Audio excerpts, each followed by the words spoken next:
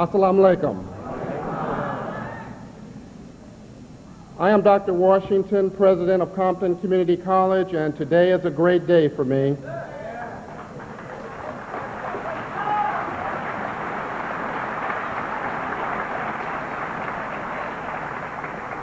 We at Compton Community College feel so honored, so pleasured to have such a distinguished individual with us today. We have a mission here at this college, and that is our doors are open to educate the minds of any individual that would like to receive education. And I'm so pleased that all of you are here today, but most importantly, I am most pleased that Minister Farrakhan is with us today.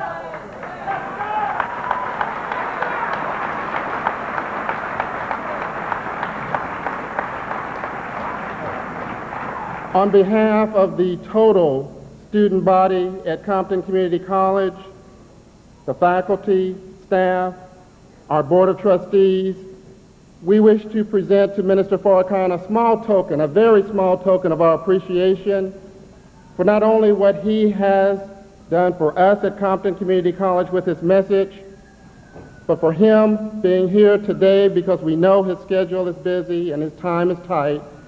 But we have a plate that says Compton Community College, and we would like to present this to Minister Farrakhan.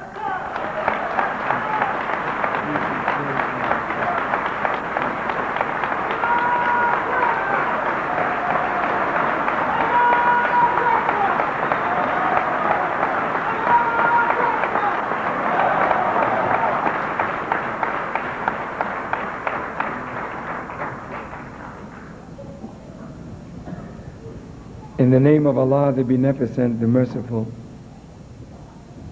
I bear witness that there is no God but Allah, and I bear witness that Muhammad is his messenger. I greet all of you, my dear brothers and sisters, with the greeting words of peace. We say it in the Arabic language, Assalamu alaikum. To our esteemed President, distinguished ministers of the Honorable Elijah Muhammad, Chuck D., distinguished politicians, our dear city councilman, I believe is the city council, and to all of you who are present today, thank you so very much for honoring us with your presence. I'm very, very happy to be in Compton because God himself loves to favor that which no one else wants to favor. God always chooses as his elect those whom others think nothing of. He chooses the despised and the rejected. People walk over Compton. They walk by Compton. They don't give Compton the respect that Compton is due. Yet there are many powerful black men and women in this literal black city. And this city, like many others in the United States, needs to be recognized and respected for what she is and for what she has contributed and what she will contribute to the rise of our people. I wanted to come to Compton first because I was invited by our local minister and captain to come to Compton.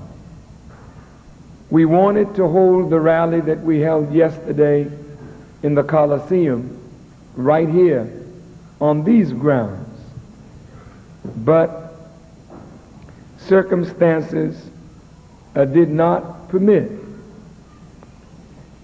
But we decided whether we did it yesterday, certainly we would do it today. So we are happy to be here.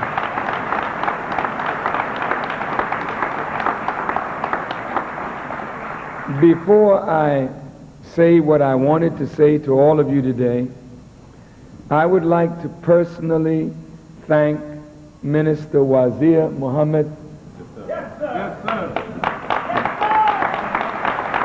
and Brother Captain Wali, Brother Secretary Amin, Sister Captain Alice, and all of the laborers and workers of Mosque number 27, Los Angeles, for yesterday's magnificent work on your part.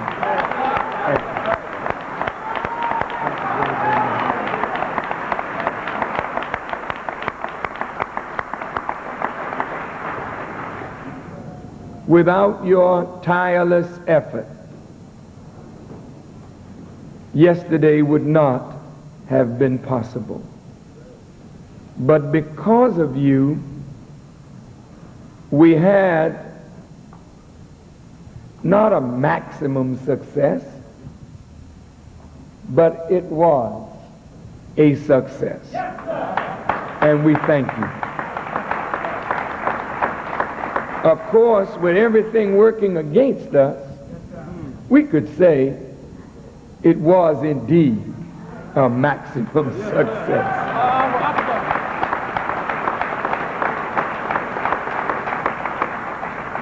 I personally want to thank Natalie Cole, public enemy, who tried so hard to get here, but got stuck in Atlanta, Georgia, and their plane got them to Los Angeles at 4 p.m. yesterday afternoon when we were concluding. But they're here today, and I just want to say on behalf of the Nation of Islam, our love, our appreciation, our thanks to Chuck D and Public Enemy. Would you stand, Chuck?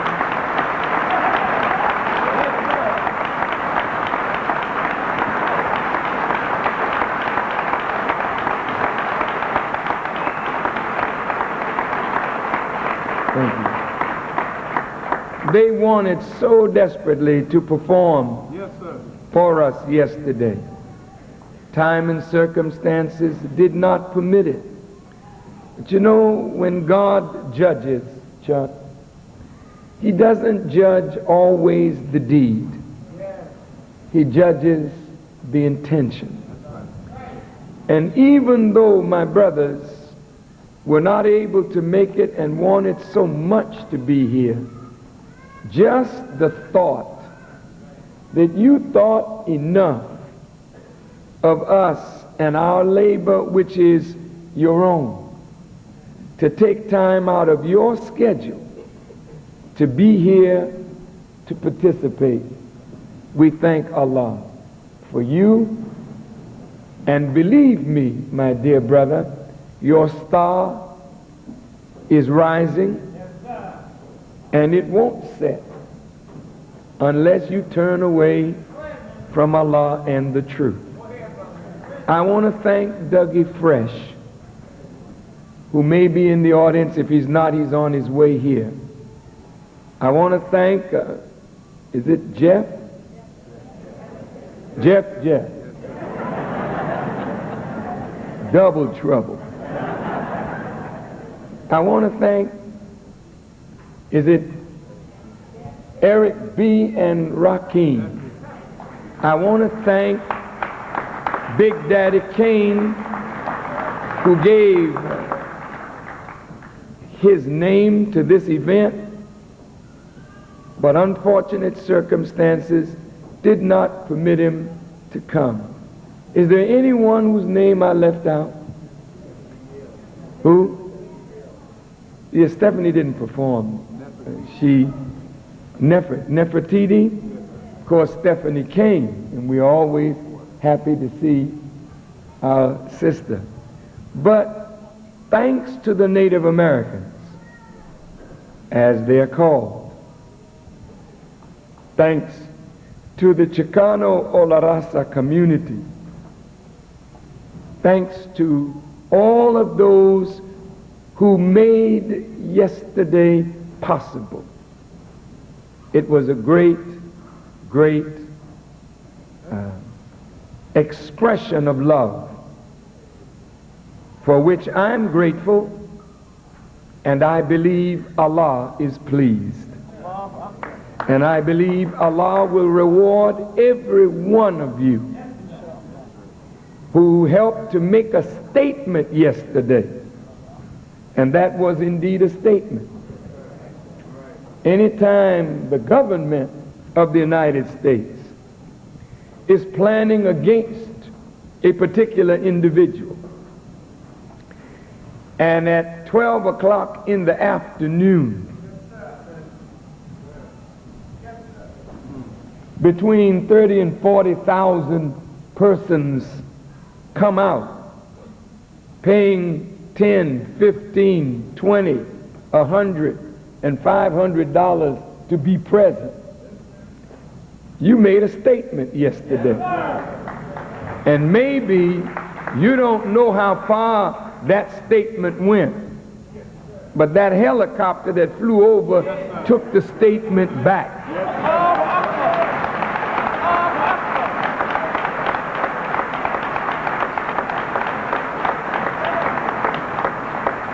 I am so grateful to Allah for the ministers of the Honorable Elijah Muhammad under my direction. I thank Allah for you. I thank Allah that He blessed me with such wonderful friends, companions, and followers to Him. I don't think there's any black man, or white man for that matter, in this country that has a better group of persons with him than I am blessed to have with me.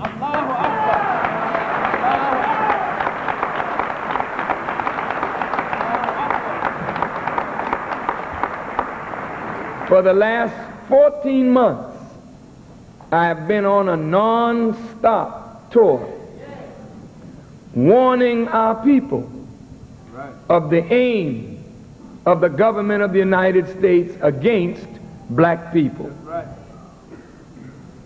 And in that non-stop tour, it wasn't just non-stop for me, but it was non-stop for you.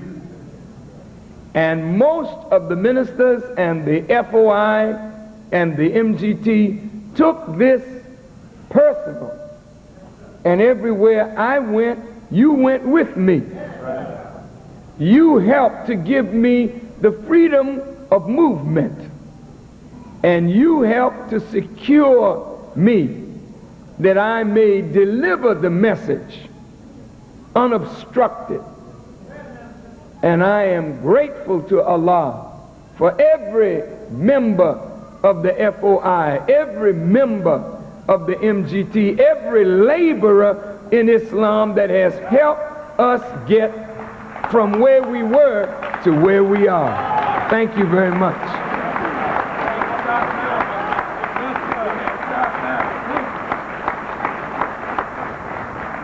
Now I have a brief message that I want to get over to you today.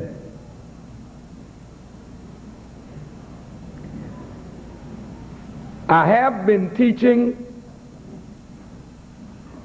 2 and 3 hour lectures. It's not necessary anymore. Not necessary for my health or for your patience.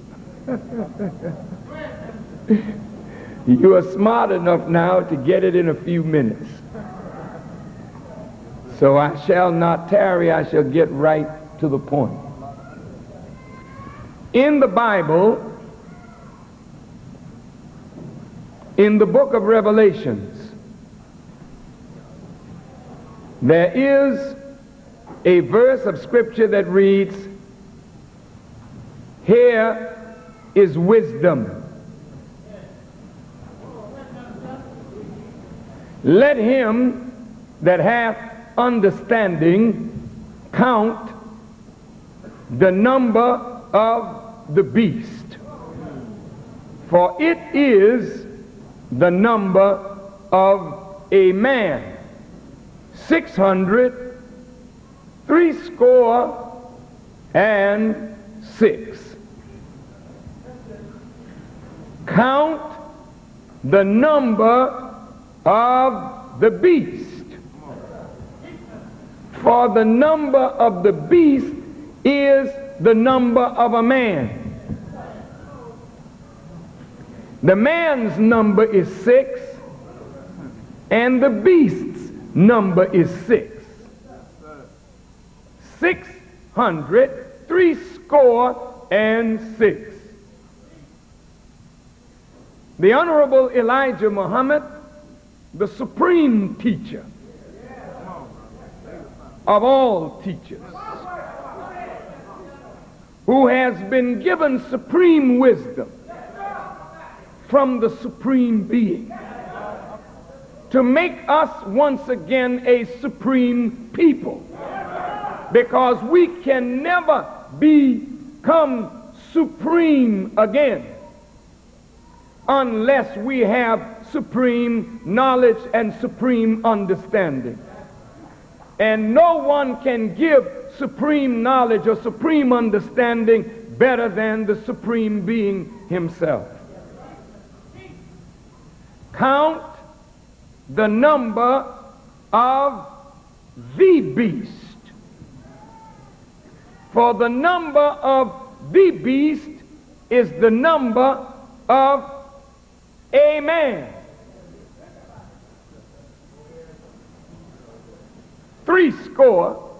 666. The Honorable Elijah Muhammad says this refers to the white race and their time and their making and their number. It also refers to the original people who don't have time but have a number. We don't put time on the original people, for the original people is time itself. We are an ancient people that have never concerned ourselves with time, because we give time. And we are time. But the beast has been made after the order of the original. So the wise revelator is telling us, count the number of the beast, for it is the number of a man. What is the difference between beast and man here? Man is what God made. Beast is what man degenerated into when he rebelled against God. God said, let us make man. Then say, let us make Negroes. Niggers are colored people. That's right. That's right. Not let us make boys. Let us make a man. And the man that God made, he gave him power and dominion over the fowl of the air, the fish of the sea, and every creeping thing that crawls, and he gave him in his nature, in his genetic makeup, the intelligence to be fruitful, multiply, replenish the earth, and to master it. This is in the nature of man. When you become a man, you want to be a producer. You can't be a man unless you're a producer. Boys don't produce, but men do. You got to be fruitful to show that you are from God, of God.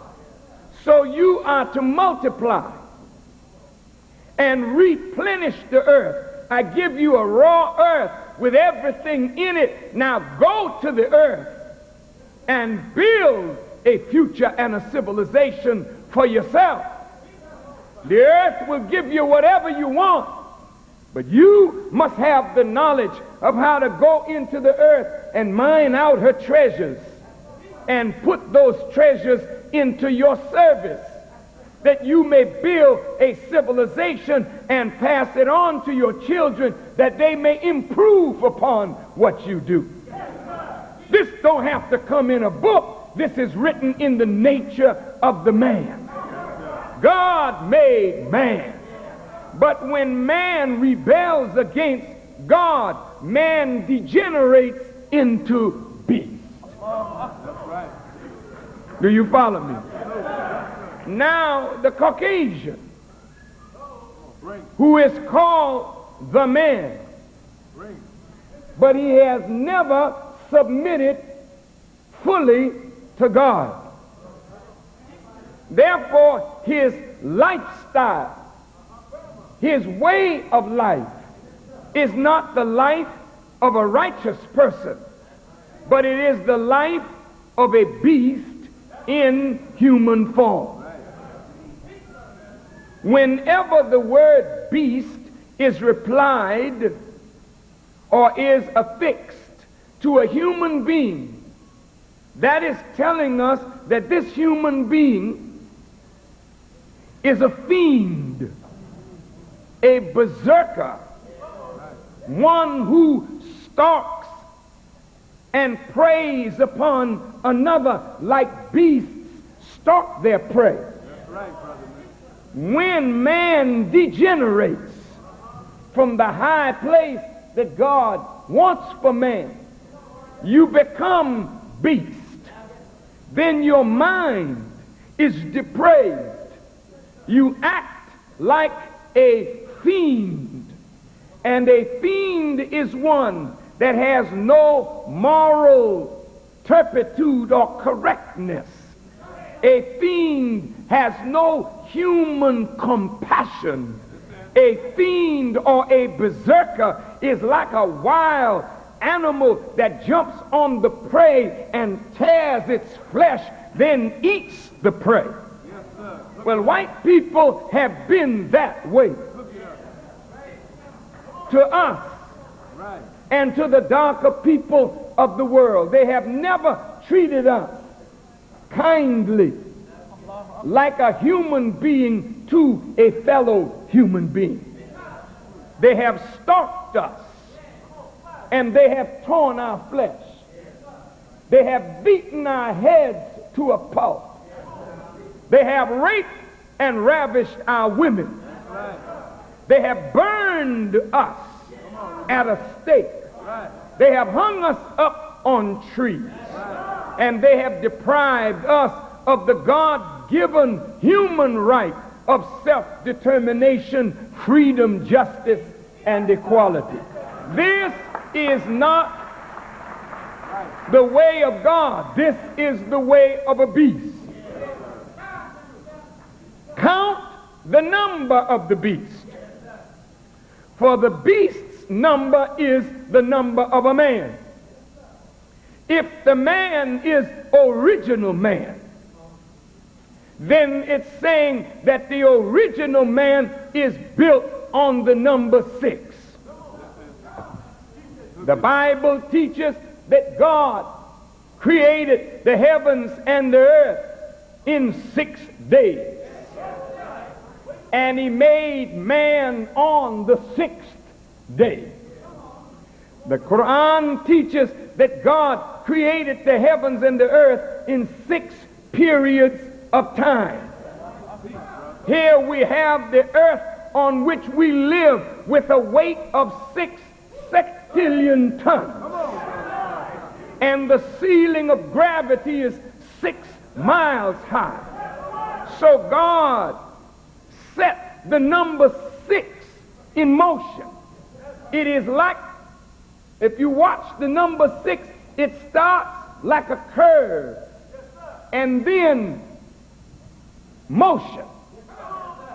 But it's not a perfect motion. It is not a perfect circle. It starts on a curve and gives you an egg shape, showing you that the universe itself is not a perfect creation. It is imperfect, but we are not wise enough to spot its imperfection. But God, who created it, knew that it was not perfect. Therefore, he says in the Quran, he creates a thing, then he reproduces it. In the Bible, one comes in the last days saying, behold, I make all things new. You don't have to make anything new that is perfect.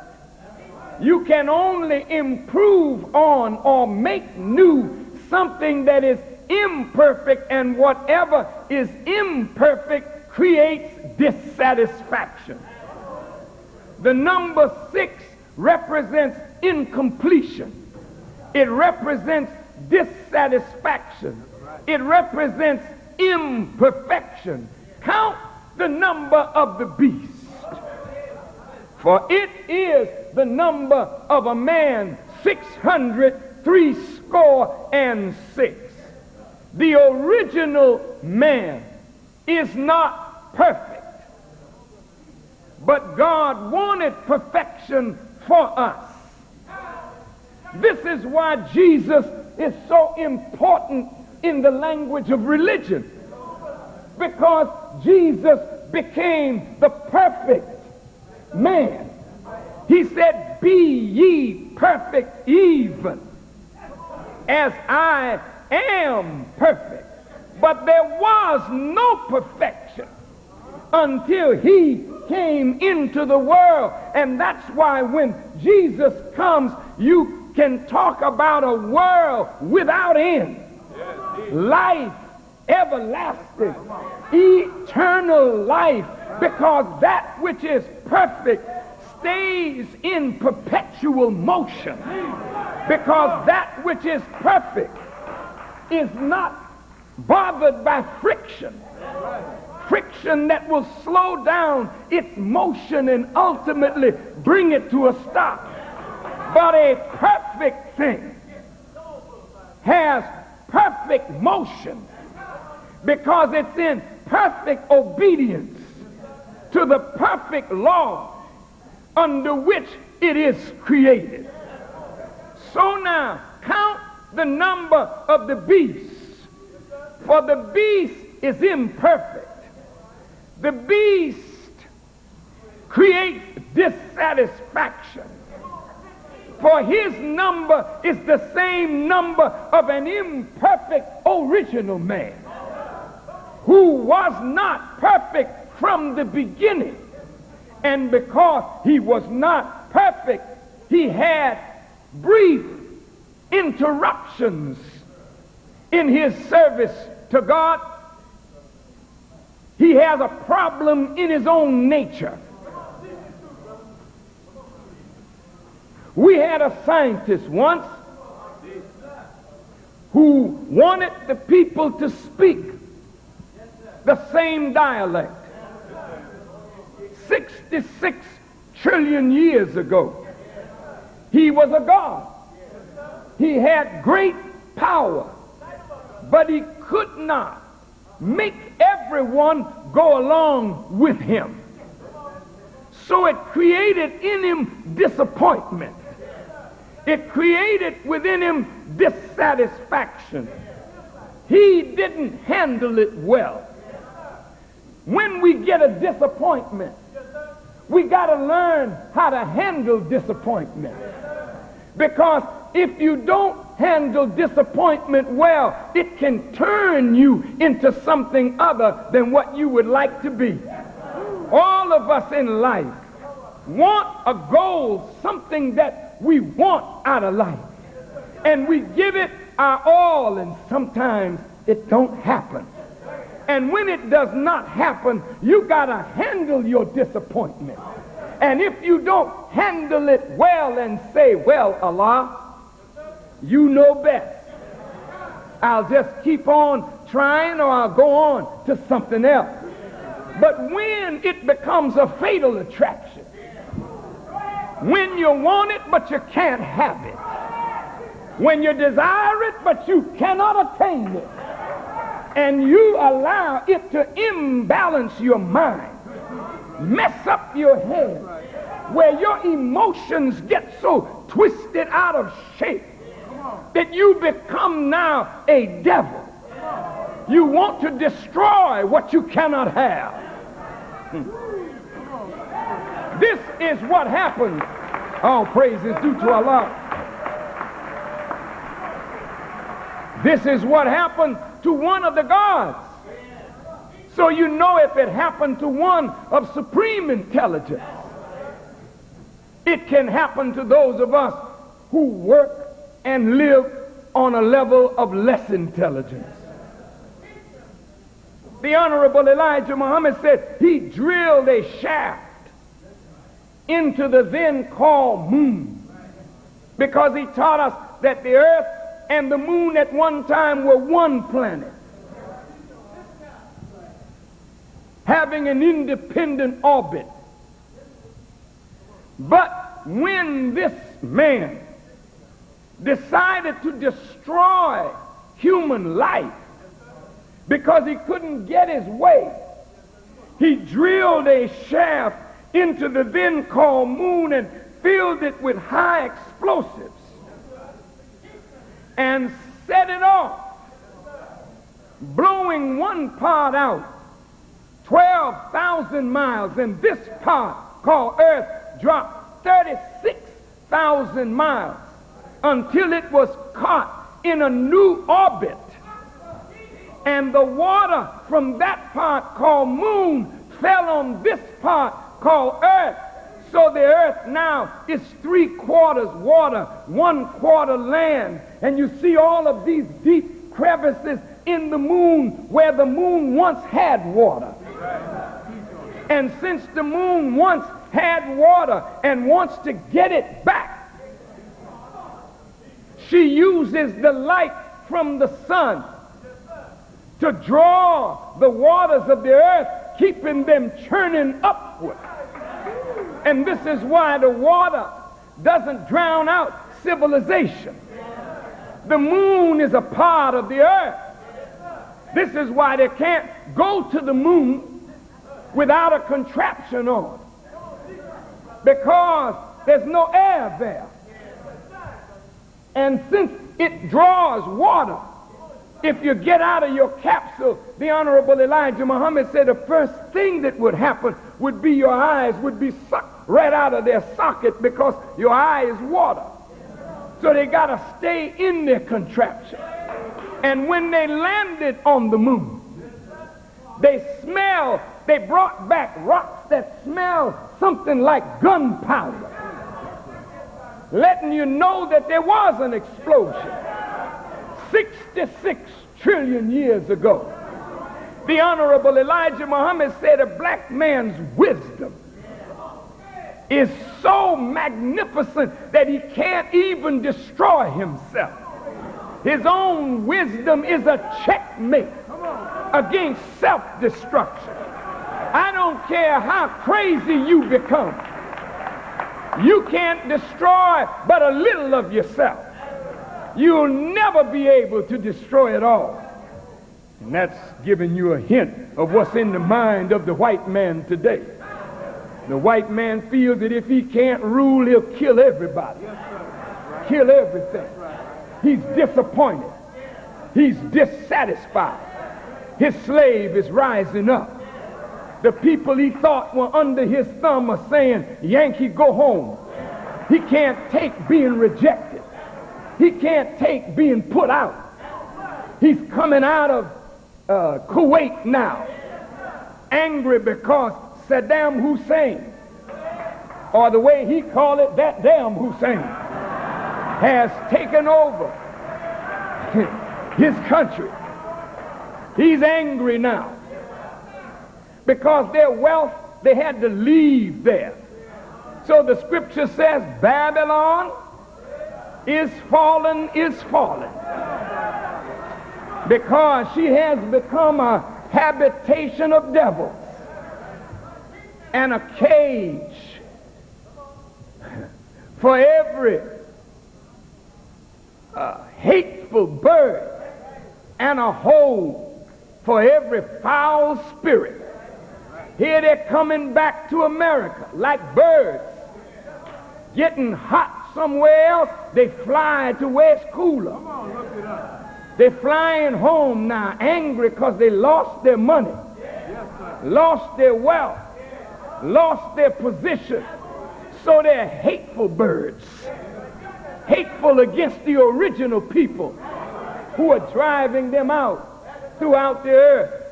Count the number of the beast, for it is the number of a man, and we set our watch by that number. What is that number?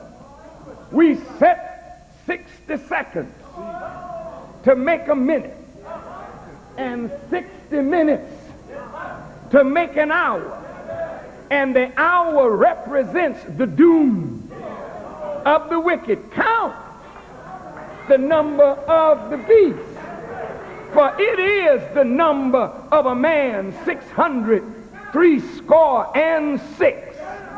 We are all on the same time. So the Quran says, surely the shock of the hour is a grievous thing. The day you see it, every woman giving suck will forget her suckling, and every pregnant one will lay her burden down. That's a heck of a day when children will be gray-headed. Count the time, brothers and sisters, because when God wants to deliver a people, he raises from the midst of the people one that he gives truth to.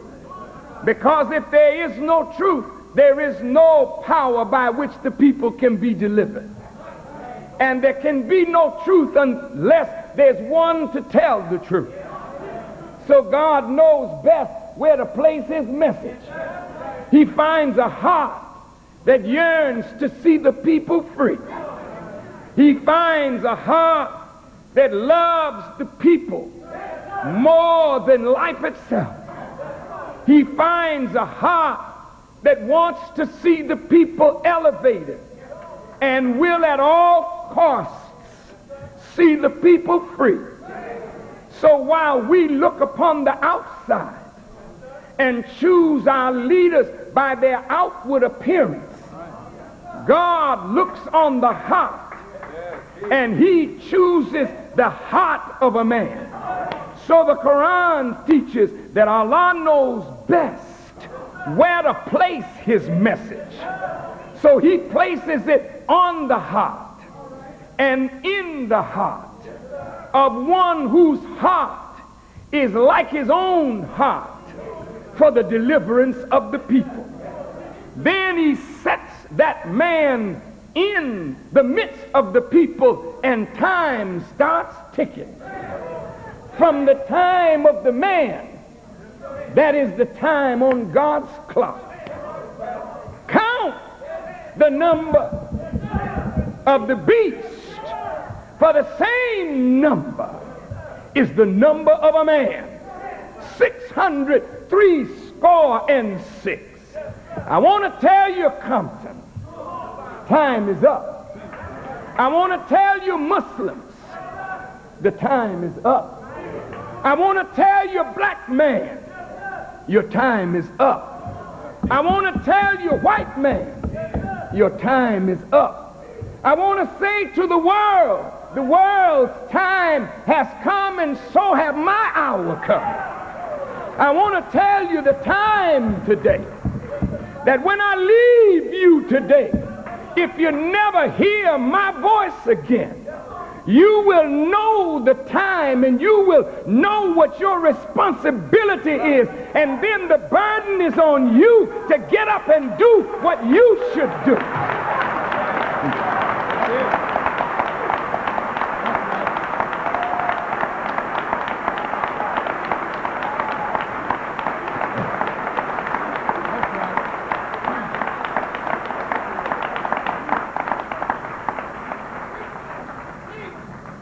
The Honorable Elijah Muhammad taught us that it took 600 years to bring white out of black, to make the Caucasian people. They are not a natural people on the earth. They are a made people for a specific purpose.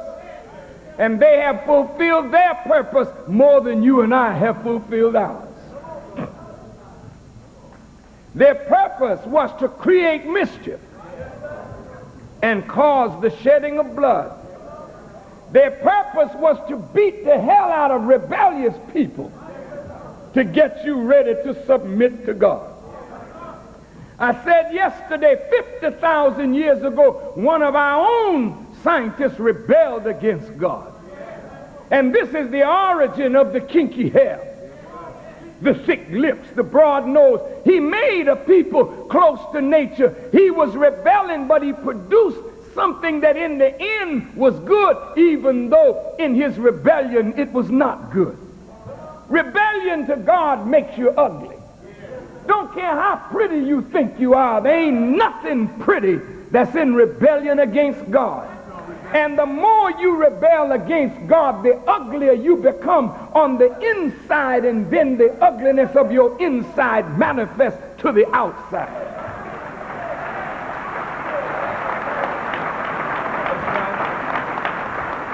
We're not in this condition because we were righteous. We're in this condition because we rebelled 50,000 years ago. You are hard-hearted, stiff-necked, and rebellious people. You were that 50,000 years ago, and you're that today. You are easy to lead in the wrong direction, but hard to lead in the right direction. You love leaders that will tickle your ear and give you your way, but when a man will stand up for God and God's way, you'll tell him, go to hell. You're a hell of a people to deal with. But I'm here to tell you your time has come. It's wonderful. And my time has come too. My dear brothers and sisters, it took 600 years to graft the Caucasian out of the original people. 60,000 members of the original people were involved in the process by which white people came into existence. And they were given 6 days or 6,000 years to exercise their rule on the earth.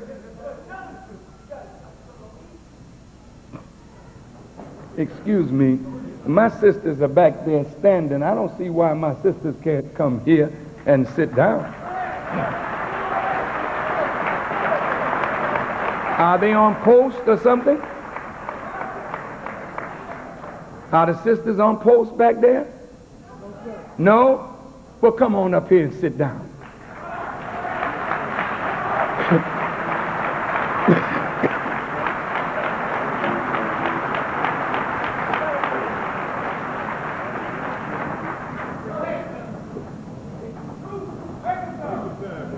And I'm not going to take too much, because I'm on time today.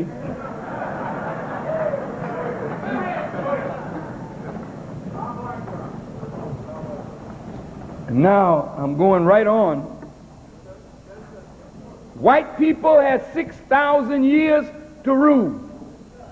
They lost 2,000 years because of their troublemaking right there in the Middle East.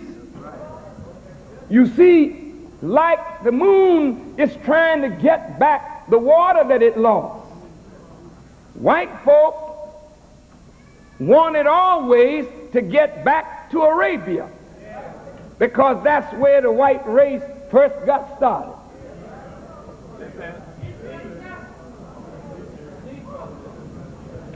Their father Yaqub recruited our fathers right there in Arabia to begin the process of making a devil. When they were driven out and given a place on the island of Pelon, what the Bible calls Patmos,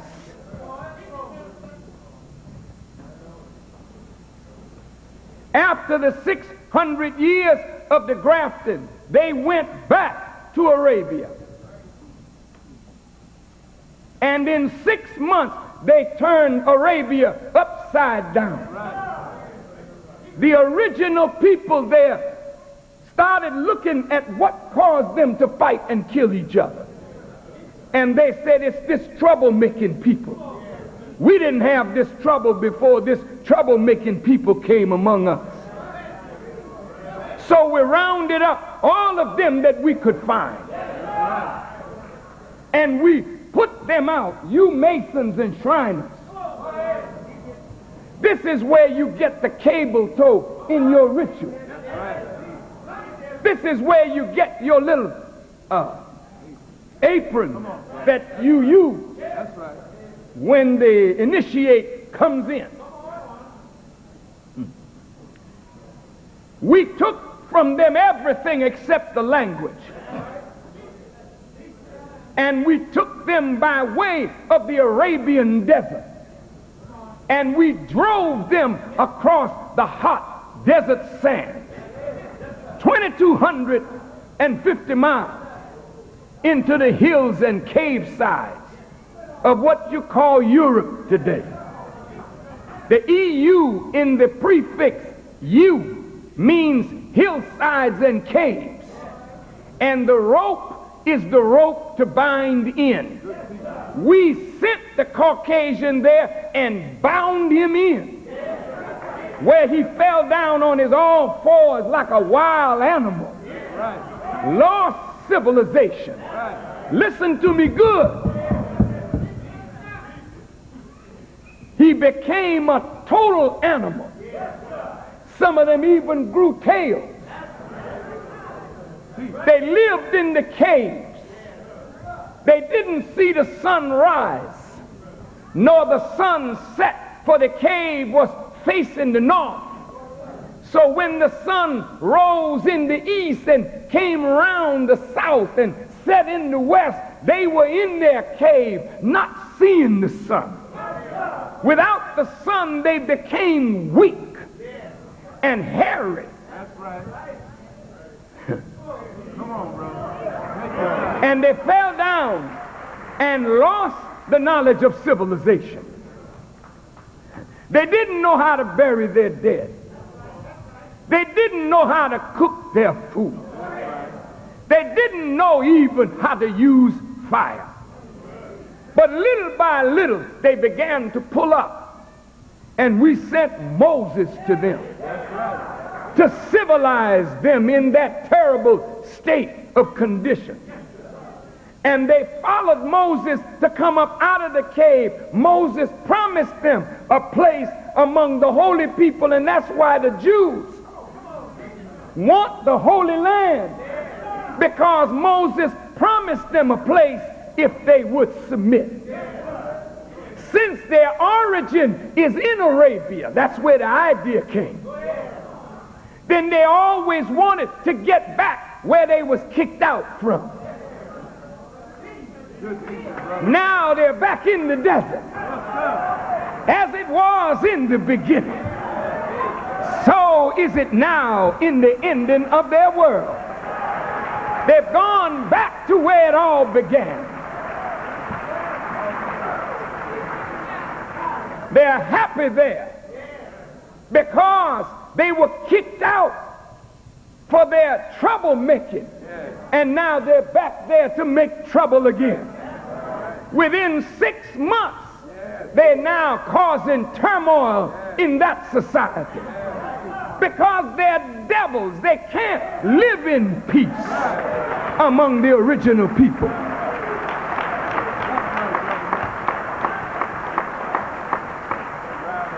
Count the number of the beast. It is the number of a man.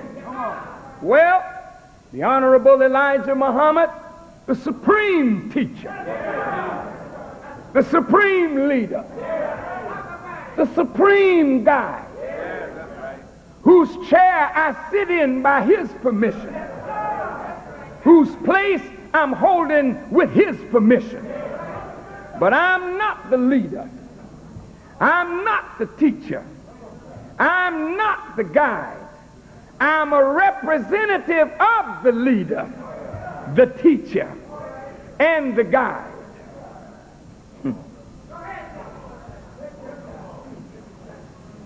The Honorable Elijah Muhammad said to us that the year 1914 signaled the end of white civilization. And they went to war in 1914. If you look at the number 1914, count up the number. 9 and 1 is 10, and 1 is 11, and 4 is 15, and 5 and 1 is... Thank you. Count the numbers, brother. First World War, you got a 6. December the 7th, 1941, they had what they call now a declaration of war.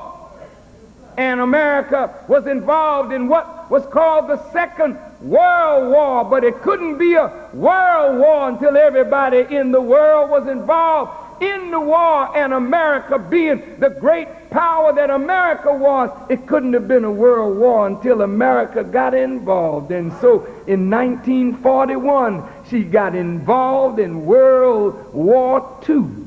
And let us count the numbers. It's a 1 and a 9 and a 4 and a 1.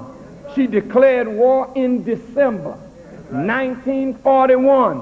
9 and 1 is 10, and 4 is 14, and 1 is 15, and 5 and 1 is who? 6. And ever since that Second World War, America has not declared another war. Why? Because the scripture says about the beast, the first woe comes, and the second woe comes, and the third woe comes quickly. It's talking about war. You understand? Woe unto the beast. There's a first woe where all the white nations fought each other over the spoils of Africa. There's a second world war, or woe unto the beast, from 1941. Now they got started again in 1950. But they didn't call it a war. They said it was police action. And that's a 9 and a 1, which is 10 and a 5. It's 15, and 5 and 1 is 6. And what happened in the Korean police action? Come on, the Chinese came across the Yalu River and drove the Americans down to the 30th parallel. And the Americans began to sue for peace. And so there became a North Korea and a South Korea. But America didn't win the war. Trouble in the house now. The French were fighting the Vietnamese, and they lost the war at Dien Bien Phu. But when the French got kicked out, the Americans said, let's get in there.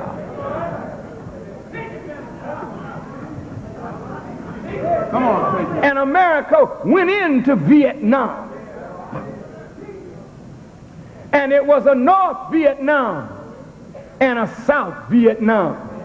But Ho Chi Minh would not have anything like that. Ho Chi Minh and the boys came on down and wrecked the South. And when they got to Saigon, the capital of South Vietnam, you could see the Americans running, grabbing helicopters by the turning propeller. They wanted to get out of there before the Kong came down. America lost in Korea.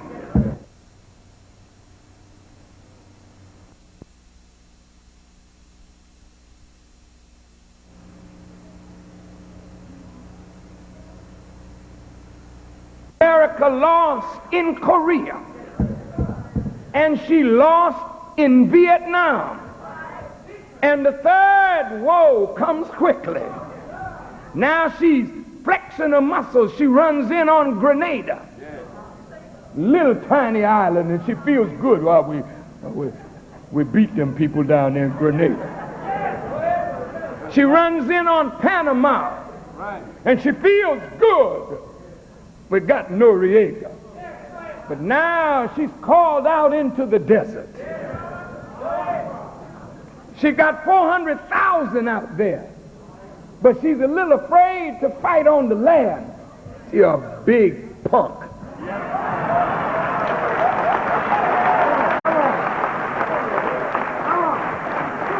She don't want any land war. Too many body bags. President will lose his presidency. So he said we'll come over with 2,000 airplanes. Well, I got news for you, President Bush. There's another power in the desert. It is the power of the wheel. I warned you, Mr. Bush, that I got instructions from the wheel to tell the people that you had planned your war.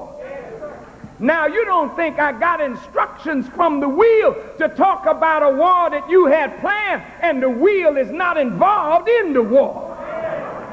You have highly electronic equipment there. But the power on the wheel will interfere with your electronics. There's great confusion over there. You'll see, you already have lost 48 lives and hundreds of millions of dollars in machinery. You call it an accident. It wasn't an accident. Just Allah showing you. When Jimmy Carter went over there in the night trying to get the hostages out, he had accident too in the desert. There's a little power in the desert that you don't know nothing about. And you're going to find out now. Why did we run Yaqub and his maid devil from the root of civilization? Because they started making trouble among the righteous, telling lies. They accused the righteous, causing them to fight and kill one another. Why isn't the devil settled on the best part of the planet Earth? Because the earth belongs to the original black man. And knowing that the devil was wicked, he put him out in the west part of the earth and kept the best part preserved for himself. The best part is in Arabia at the holy city of Mecca. The colored man or Caucasian is the devil. And Arabia is in the Far East and is bordered by the Indian Ocean on the south. What time is it? It's time. The end of white world supremacy. It's time. for the rise of the black man and woman, the oppressed of the world. It's time.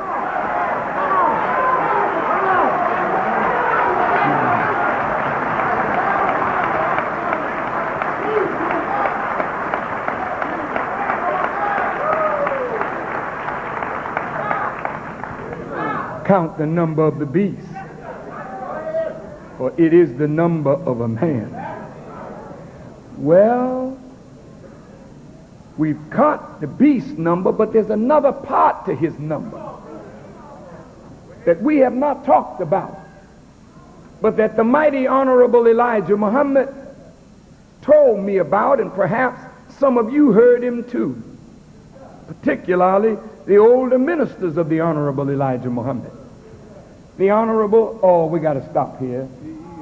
Public Enemy just came in. Dougie Fresh just came in. Let's give them a hand, brothers and sisters.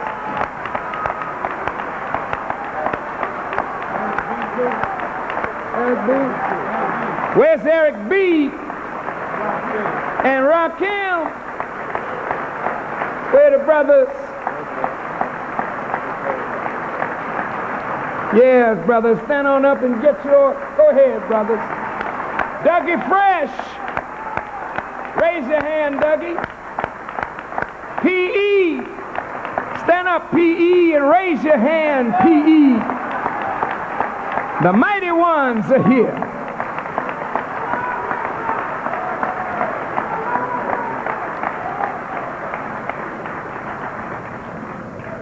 Now let's go back and get the time, because I'm on a tight schedule and it's time.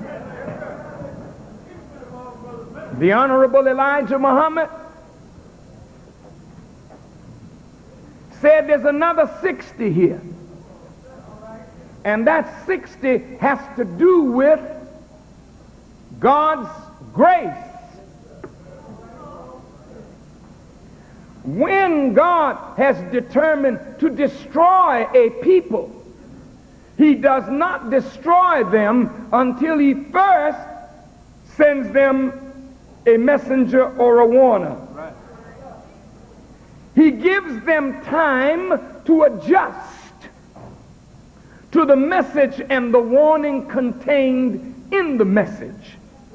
Then he seizes them with distress and affliction that they may humble themselves to the message. Right.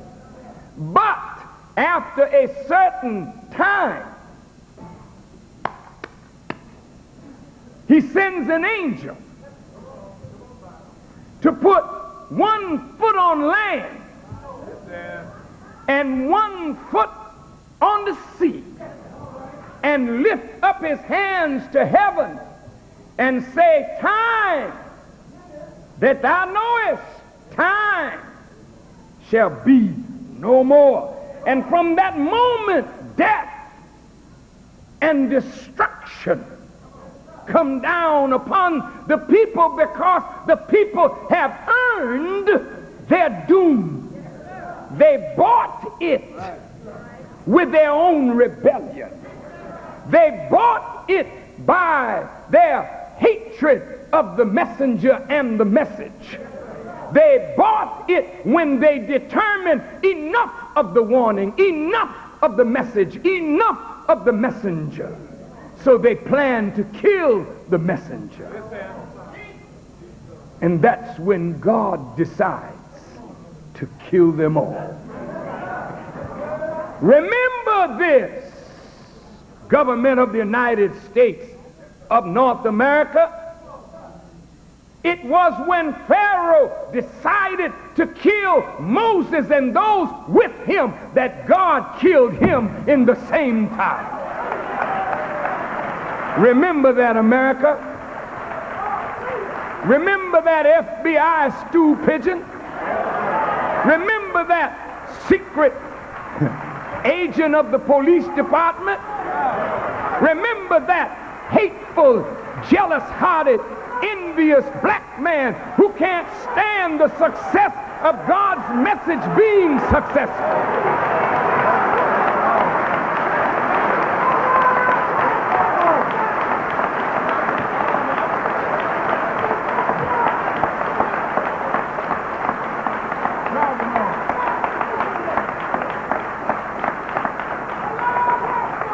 What is the time of God's grace?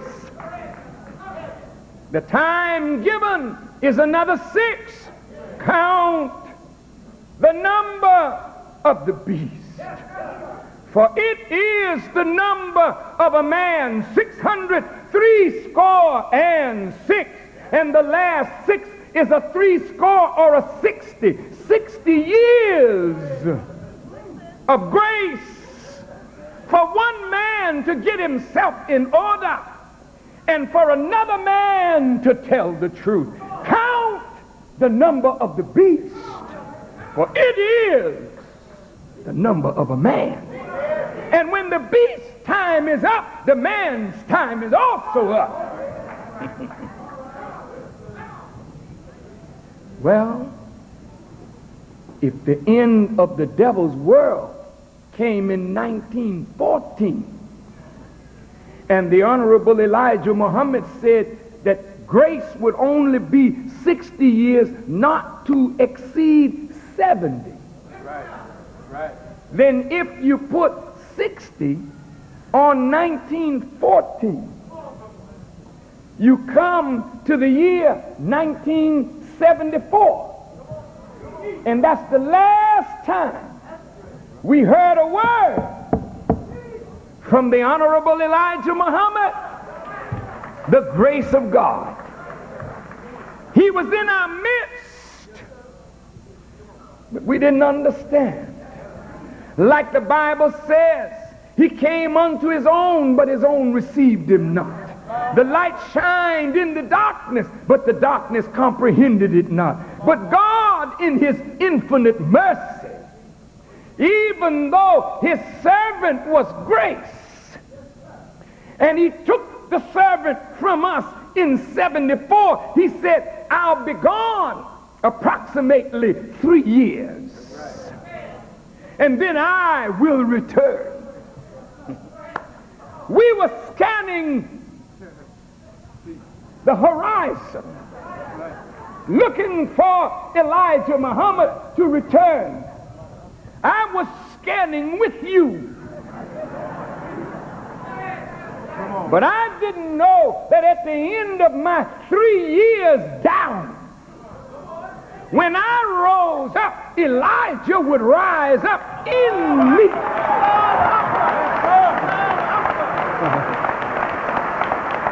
Yes.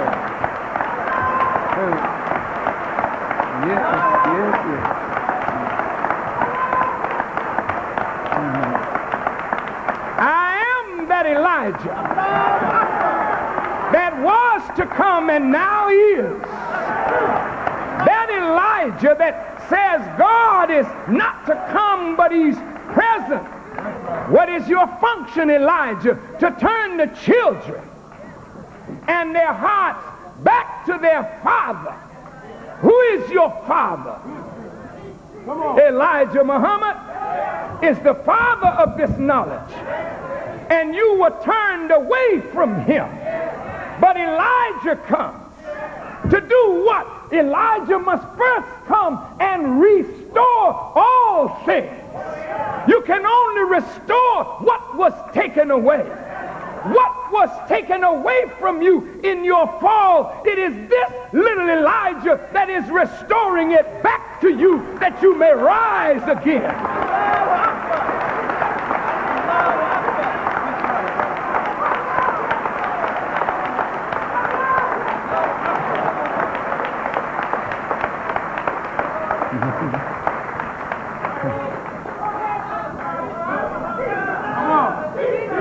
I am an extension of his grace. But wait, can you count from 1914 when there was no teacher? How can they know except they have a teacher? How can they have a teacher except he be sent? So we can't count the 60 from 1914, even though that was the end of their civilization.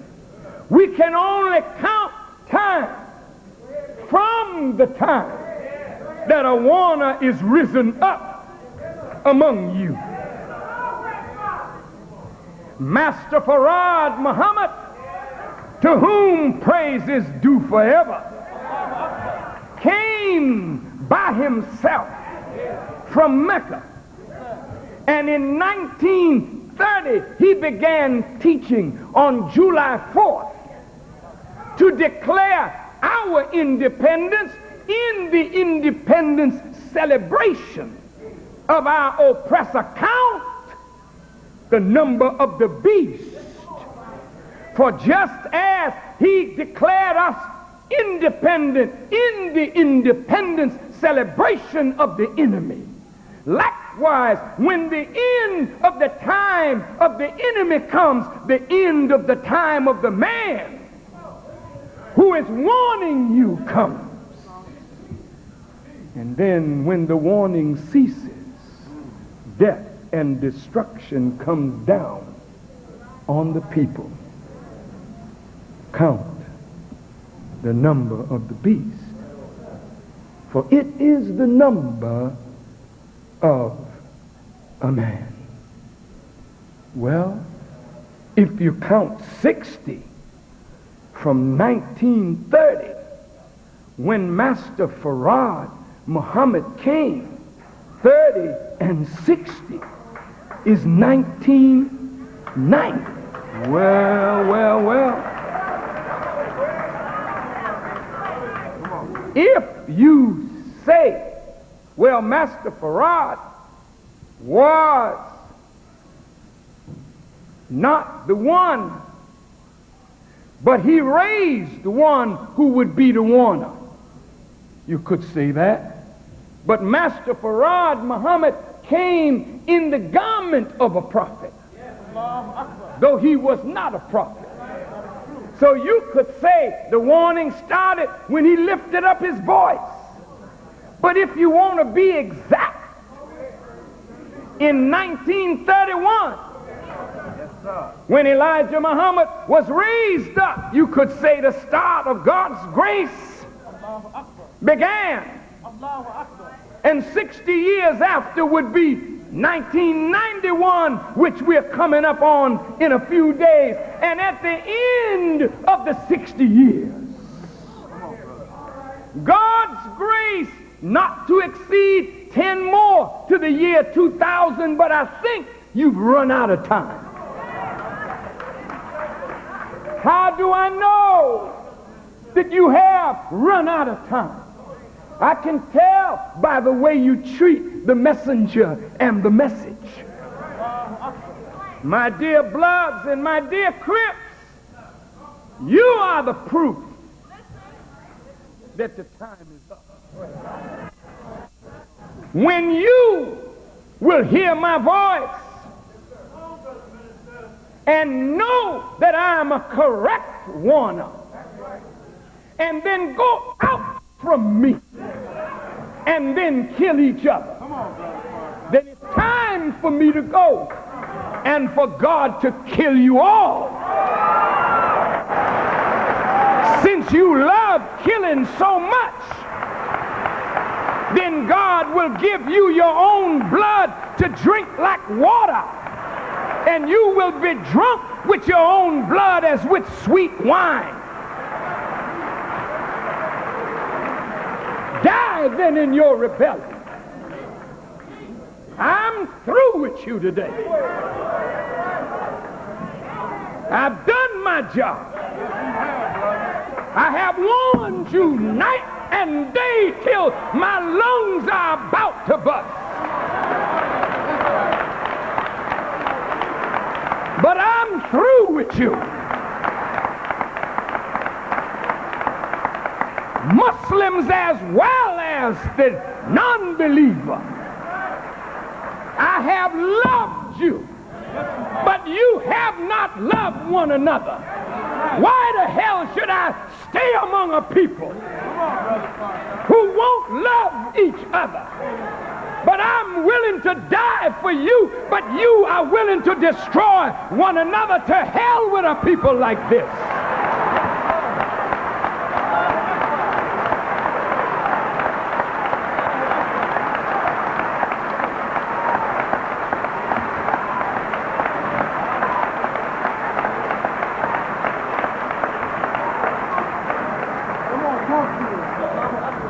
When Allah finishes with you, He said in the Quran, away with the people of Ad, away with the people of Thamud, away with the people. Why should you be done away with?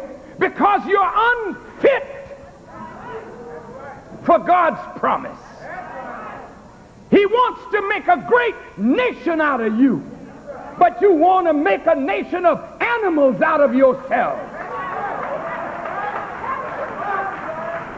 How long shall a man preach to you? I'm not no damn entertainer.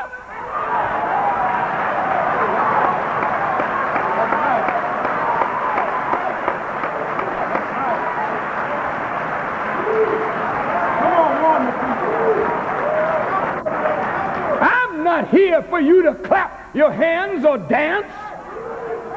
I'm here for you to act on what I say, that you may save your life. But if you turn me down, then I shall turn you down and go on with Allah and let Him kill the whole damn bunch of you.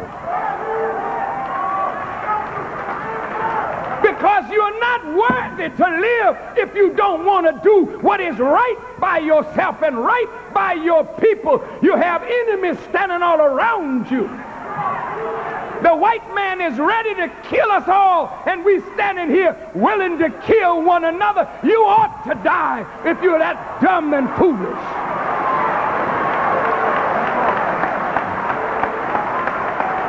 Give me a handkerchief.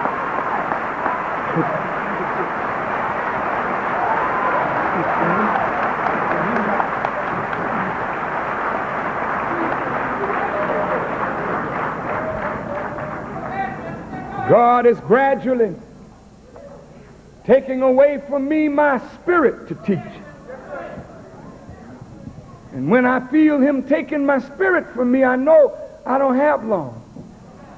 Count the number of the beast, for it is the number of a man, and the man is the messenger of God.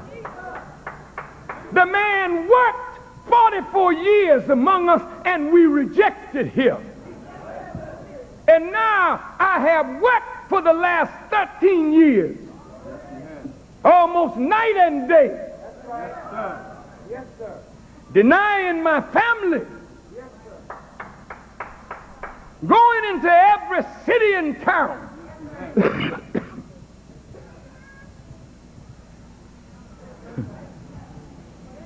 And now, after 60 years of my father and his extension, the government of the United States, as it is written of them in the Quran and the Bible, Pharaoh says, leave me alone and let me slay him. See? They are angry with Farrakhan. They want me dead. Yeah. They have tried many little tricks and traps. Sending foolish women. Plotting and planning. Seeding the minds of convicts. Working on Muslims. Farrakhan has deviated from the teachings of the messenger. He should be killed. How have I deviated? If you are on the right path with nothing, and I'm on the wrong path with something, then maybe you better check your path out. Because Master Farad Muhammad said, you all get busy and help me arise the dead nation by the thousands, for the time is ripe. How many have you arisen? But God is blessing me to arise our people by the thousands, and yet some of you so-called followers of my father, with your behind understanding.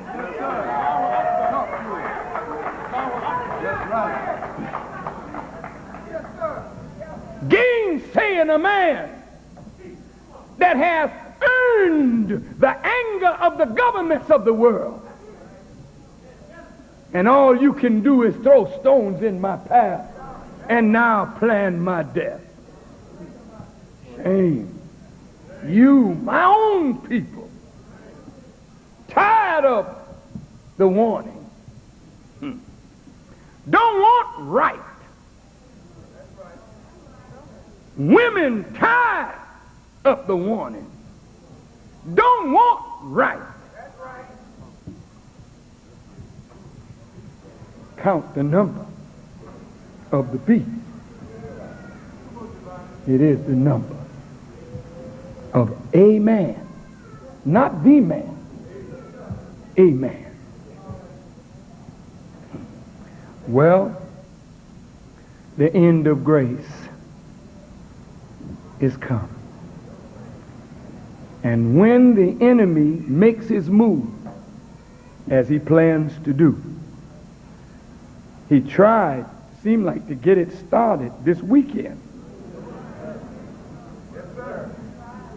Put some madness in the paper about Maya Kahani. And that the end of the time of mourning was up. So the killing of those on the list should be on the weekend. And the number one man on the list, of course, is Farrakhan. And shit. That's the government.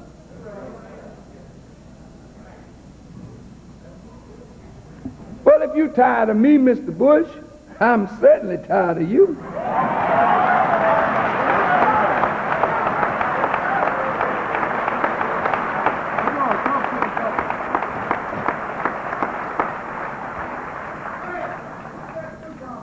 Dear beloved black people, I'm here before you to show you that if you put your trust in Allah, yea, though you walk in the valley of the shadow of death, you don't have anything to be afraid of. But I'm saying this to you because I love you, and I'm hurt that you're going to be hurt because you are so rebellious. You know that your brother is telling the truth. And you know that the truth is something that will make us free. You know that God does not want us killing each other. Not the God I serve. He loves you. He loves you so well that he told the Honorable Elijah Muhammad he'd climb a mountain 40 miles high just to free one of us, and he would even eat rattlesnakes to free us.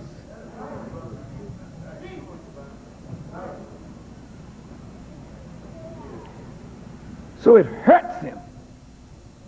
It hurts the Mahdi. It hurts the Messiah to see you now at each other's throats. It hurts him to see you who are in the light of the truth, but you are plotting on each other. It hurts him to see you dressed in white, but your heart covered in the darkness of evil. It hurts him to see us in this shape. Bloods that he came to give his life for. Crips that he came to give his life for, to produce a brotherhood among us. And now blood and Crip tearing each other to pieces. It hurts him. Muslims arguing different sects of Islam. Who's right? We all sitting in the lion's den, and the lion about to eat Muslim, whether you Sufi, Sunni, Shiite, Hanbali, Hanafi, the enemy don't give a damn what your sect is. He's after us all. You sitting around arguing over, did the prophet say this?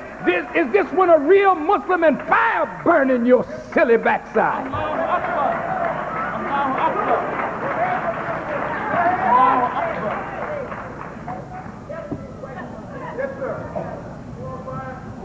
How can I follow Mecca? Never.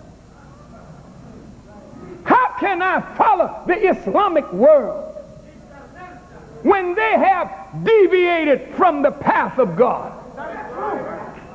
Don't tell me you have not deviated.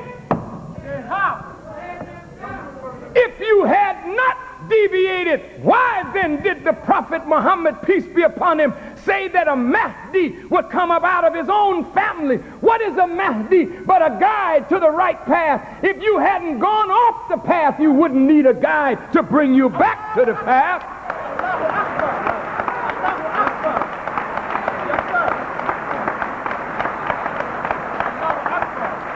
So how can I trust you to guide me when you are off the path yourself?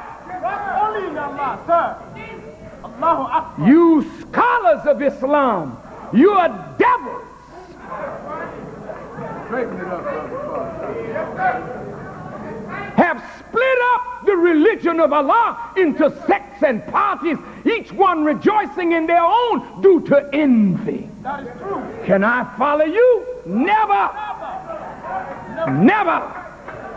No black man in America should follow nothing out of the East. We should get up and follow the Messiah, follow the Mahdi, and leave the East.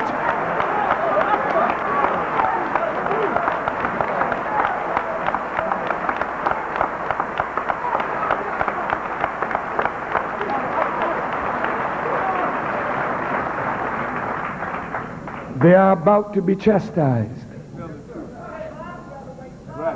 And so are you. The time of grace is nearly up. I feel my hour approaching.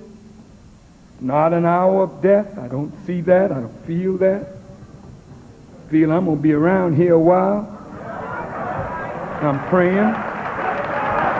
I'm praying that Allah will grant me power that I can deal with this enemy. I want him to do it, but I want to help him do it. Yes, sir. Yes, sir. But when you see death all around you, then you know that God has to deliver you from that condition. Everywhere I look, I see death. I see it in the government. Certainly. I see it in the streets of my own community. I see death in the house of God. And when you can't take the warning anymore, then you heap to yourselves teachers that tickle your ears with doctrine that you want, not what Allah wants.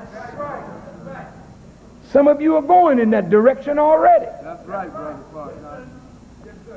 Well, go ahead. Help yourself. I'm free of you this day. You either going to do what Allah wants or nothing at all. But now I want to talk to the believers. And I'll leave the hypocrites out of this. And the disbelievers. Just the believers now.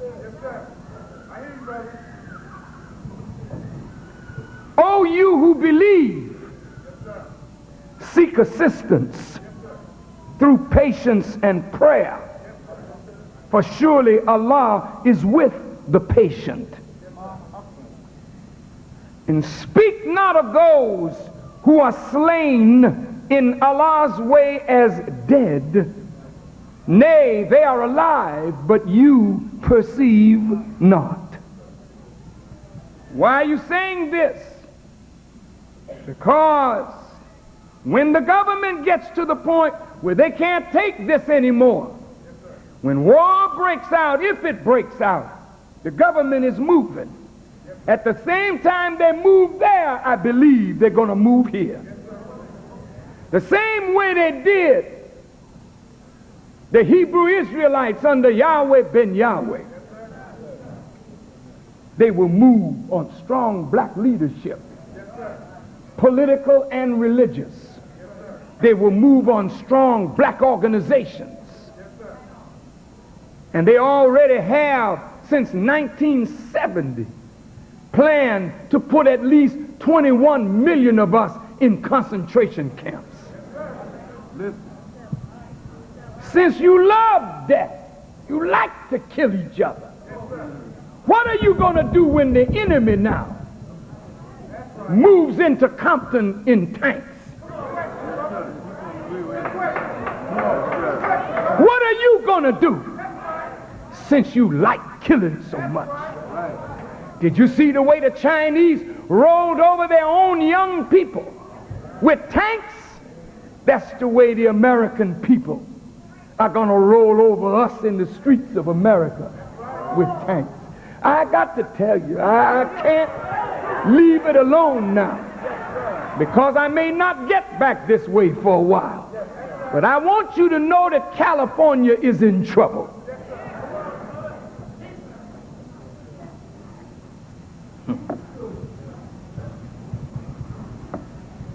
Yeah, all of America is in trouble. All of us. And in that day, nothing will be able to save you. You won't be able to cling on to your mother, your father, your teacher, your leaders, all the false gods that you call on. Won't nothing help you today. In that day, there won't be no intercession taken for you. Nobody will be able to plead for you. Like a father who's angry with his child, the mother can't stand in the way lest she get a whooping. That's what it's come to now. God is angry. He's angry with America, and he's really angry with us, because we don't have to be in this condition that we're in.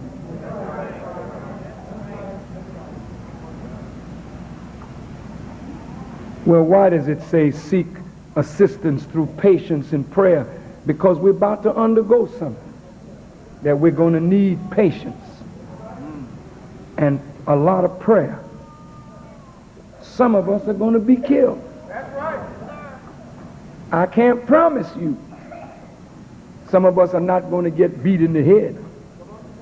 I can't promise that. I can't promise that some of us are not going to die. I can't promise that. The only thing I can promise is what he promised. He said we would be the winners. Some of us have to die. Some of us have to go to jail. Some of us have to be willing to pay the sacrifice that others may go free. That's always the way it has been. Whenever God is involved, life is involved. God always wants to know, are you willing to give your life for his cause? And for you to be over in Saudi Arabia dying for the white man's cause don't make no sense. When you should be dying, if you're going to die in anybody's cause, die in your own cause and in the cause of God for your own liberation.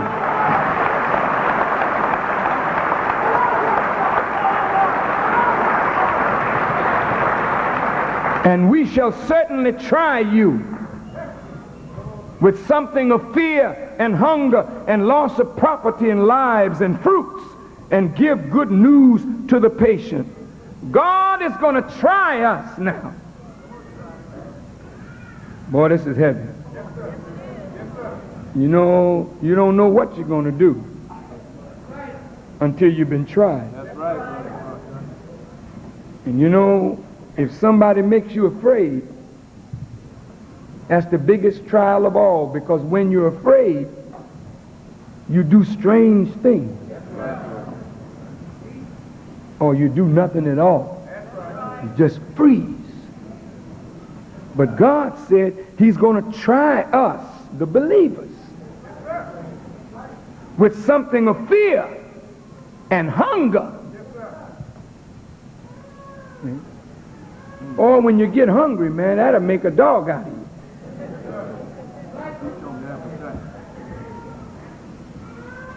And that's why we train to fast. Some of us fast 3 days. Some of us fast 7. Some of us have learned to fast for 30 and 40 days. But if a man is going to try you with hunger, suppose after a few days you don't get any food. One of those boys gave up his whole future for a bowl of porridge. What will we give up if the white man makes us hungry? And when the deal goes down, he's going to keep food trucks from coming into the black community.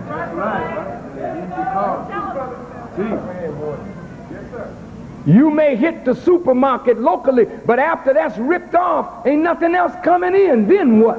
That's right. Good question. Then what? We are so completely dependent on the white man for everything. Suppose he cut off the lights and cut off the gas, Yes, sir. which he can do. That's right. He can cut off the water, Right. which he can do. Where's your rebellion then? Yes, sir. Big bad Negro. Come on and preach, brother. No lights, no gas, no water. Do you know how to survive? Have you planned to survive? There it is. You gonna fight white people, huh? You get wounded, what hospital you going to? White folks. Do you think they're gonna take care of you? If revolution and war break out, will they be our doctors or we are our own? How many of us are learning little basic techniques of how to survive if we're wounded or cut or shot? Or shall we just lay there and bleed to death?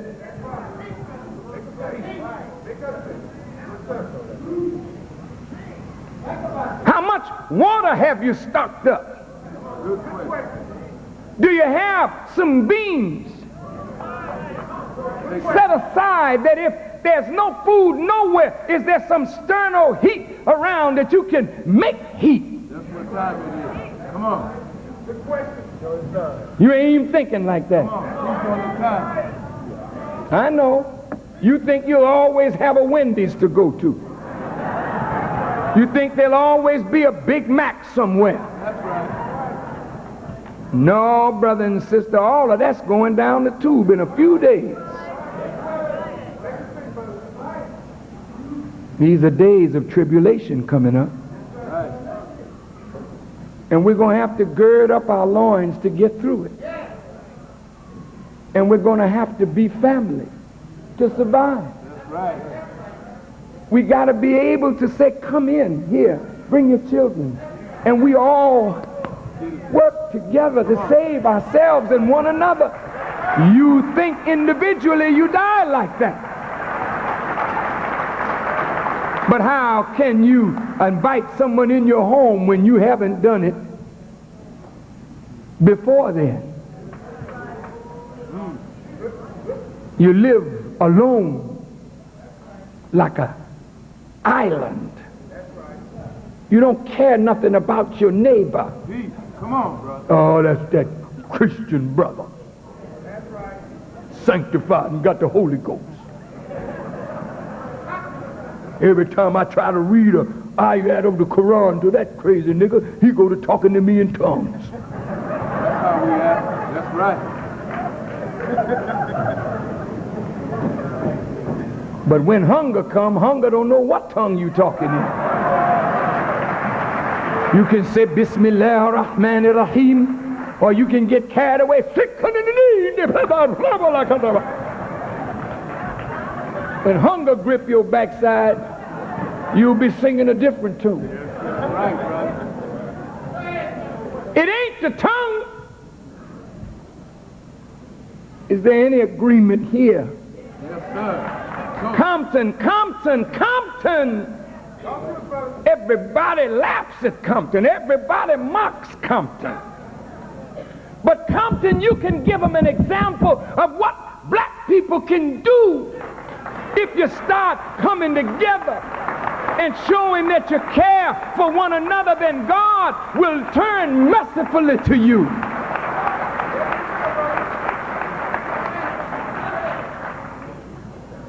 So if Farrakhan is taken away, suppose I go to jail. Well, who's going to do the work? If I'm locked down, ain't no use for you to be locked down. Somebody got to do the work. Suppose I'm incapacitated. See, I want to know today, who are my helpers in the cause of Allah? I want to know. See?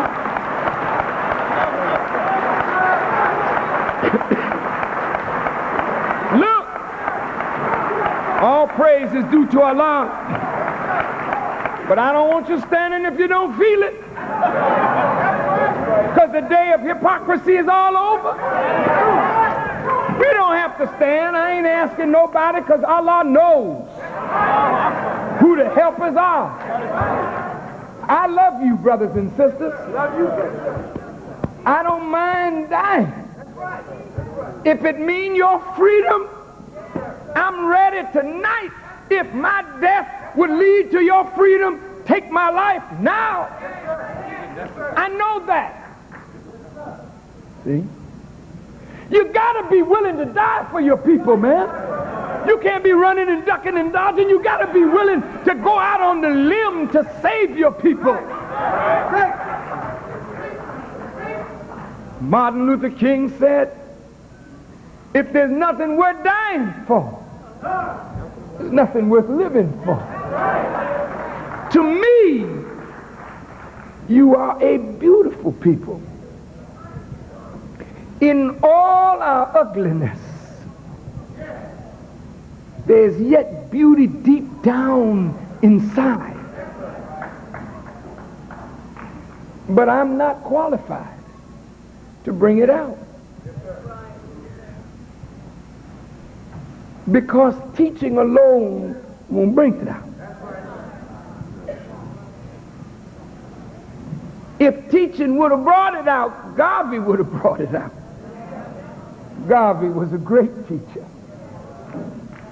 If teaching would have brought it out, Noble Jew Ali would have brought it out. Booker T would have brought it out. W.E.B. Du Bois would have brought it out. Certainly Martin Luther King would have brought it out. Malcolm and the Honorable Elijah Muhammad would have brought it out. But look at us, look at us. And Farrakhan, oh, what an orator. Farrakhan, a man baptized in the Spirit of God. But he can't bring it out. When you hear Farrakhan, you treat him like an entertainer. My man.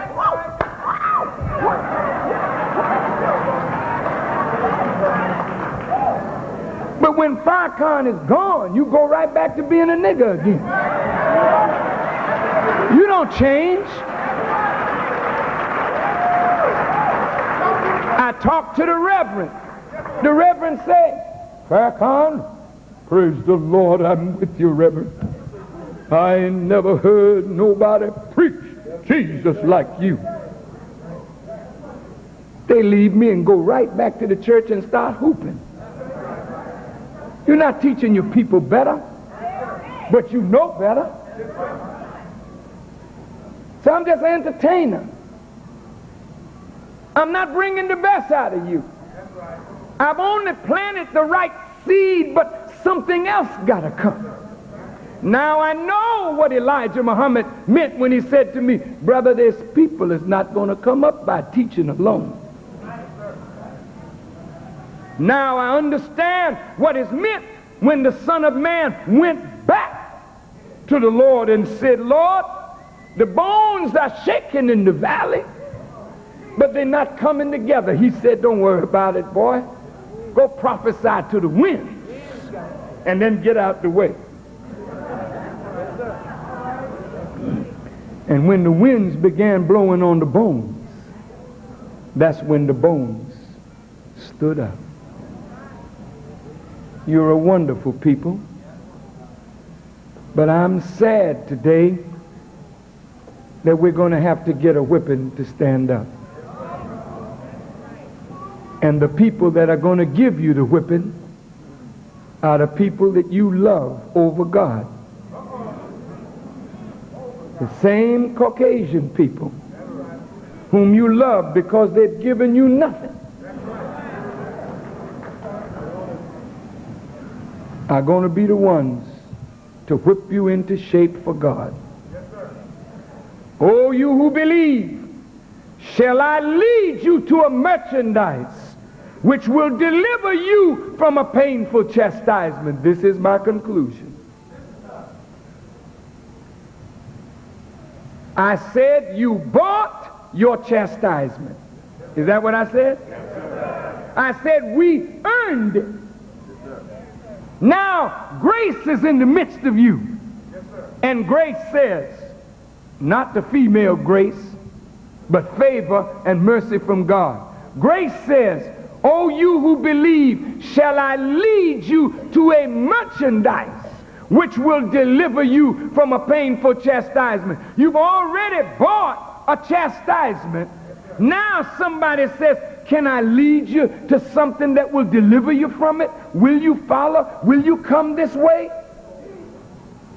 Well, what can I do to get out of this? Allah says in the Quran, you should believe in Allah and believe in his messenger and strive hard in Allah's way with your wealth and your lives. That is better for you, did you but know. Then Allah will forgive you your sins and cause you to enter gardens wherein rivers flow and goodly dwellings in gardens of perpetuity. That is the mighty achievement. The Bible says it this way: if those of you, my people, who are called by my name, will humble yourselves and pray and turn from your wicked ways, then will I hear you from heaven and heal your land. You are the people of God. But you now gotta humble yourself and pray to your God and then turn from the wicked path that we are on. Then he said, I'll hear you and I'll heal you and your land. So I ask, oh, you who believe, be helpers in the cause of Allah, as Jesus, the son of Mary, said to the disciples, who are my helpers in the cause of Allah? And that's my question to you. Whether I live or die is irrelevant. The work has to go on. Our people have to be saved. And those of us who love our people will stand up in spite of who falls to go on with the work, because the work of saving black people is bigger than all of us in this room put together. And you should be working until he said, come in. And so I leave you thanking you all for your kindness, your love, and the way you have responded to the message. I pray that Allah will forgive you and me our sins and shortcomings, and that we die not unless we die the death of a Muslim in submission to the will of God. I pray that you that know the Honorable Elijah Muhammad will not let anything deter you from helping our people. But you can't help them in your way. You got to help them in His way. You didn't hear me. Many of you want to help our people, but you want to help them in your way. Your way is not the right way. God's way is the only way to get our people up. Listen, those of you who hunger for leadership, want to be a leader, nothing wrong with that. You should want to be a leader. But you should first want to become a good follower. You can't lead anybody if you won't follow. Well, who should you follow? I ain't following you, Farrakhan. I didn't ask you to. I don't need followers. I'm not looking for people so I could claim these are my followers. I ain't crazy. Follow me for what? Who am I that you should follow me? I'm not crazy. You crazy-minded leaders, sick people, where the hell are you going to lead them? What do you know about their nature that you want to lead them? Did you create them? No, sir. If you didn't create them, why do you want to lead them? Only God is the leader today. He alone said, I chose you to be my people, and I will be your God. Well, wait a minute, Farrakhan, are you God? No. No. But if I surrender to God and follow the guidance of His messenger, then you are not following me. You're following that guidance and that truth that comes from the Mahdi through me to you. Check the guidance out. If it is right, you'll be successful with it. That's not following me. I'm flesh and blood. I came to go. But guidance will be forever. So God is the leader. And let us all surrender to God. Since He wants to lead us today, what better leader could you have? You know one better? Ben Hook's better than God? Jesse better than God? Councilman so-and-so, mayor so-and-so better than God? Nobody better than the Creator to lead. No wonder David said, the Lord is my shepherd. I shall not want. That's my leader. He maketh me to lie down in green pastures. He leadeth me beside the still waters. He restoreth my soul. He leads me in the path of righteousness for His own name's sake. Oh, that's something. Can you imagine somebody having a shepherd like that?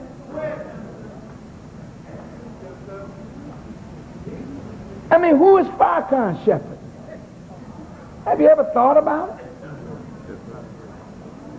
You should. Since I got all these enemies and they haven't been able to get me yet, who's guiding me? Since the Jews have jumped all over me and nobody takes on the Jews and have won, but we're winning, who's helping me? If the president don't like me, and yet whatever he does, he won't be successful in dealing with me, then who is guiding this man? I started with one brother and myself 13 years ago. Now we're known all over the world. I didn't graduate from college, dear President. I don't have no BS degree behind my name. No MS, more of the same. And I don't have no PhD piled high and deeper.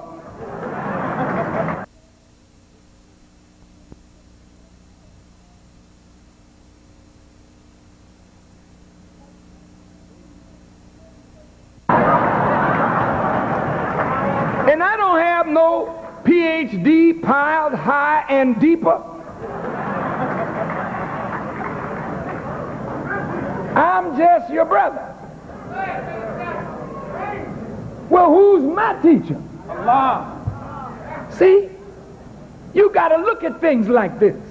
I'm not my own leader, and I'm not my own teacher, and I'm not my own guide. So who's guiding me? Who's leading me? Who's teaching me? Allah.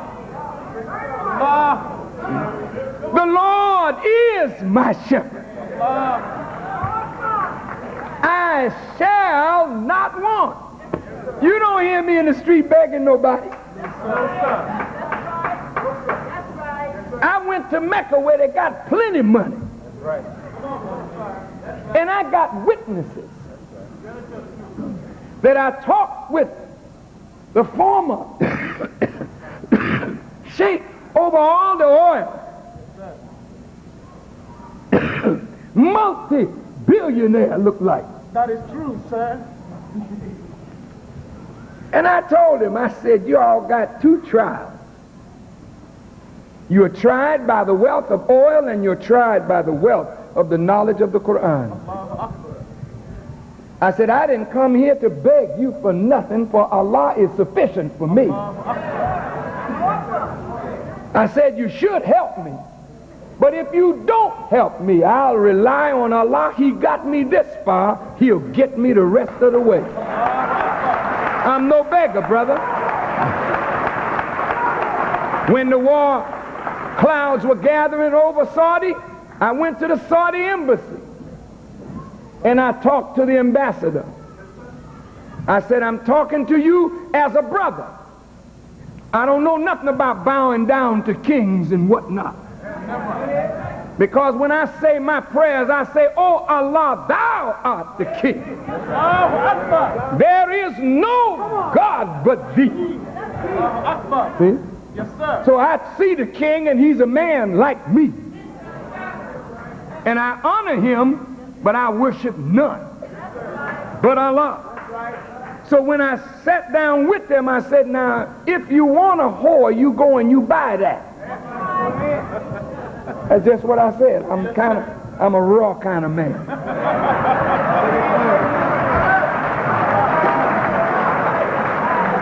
I still have a lot of purifying to do.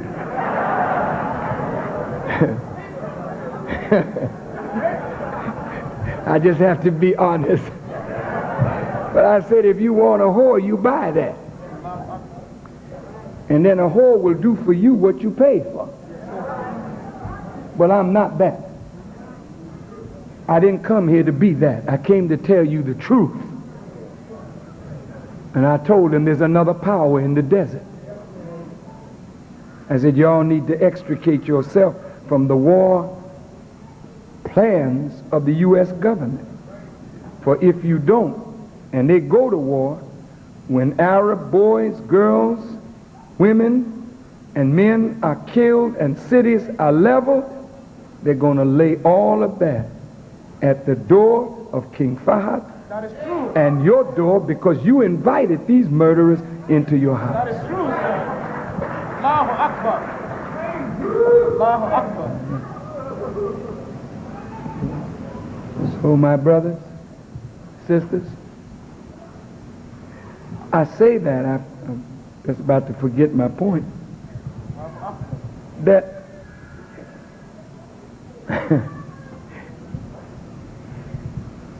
if you love the truth, then tell it.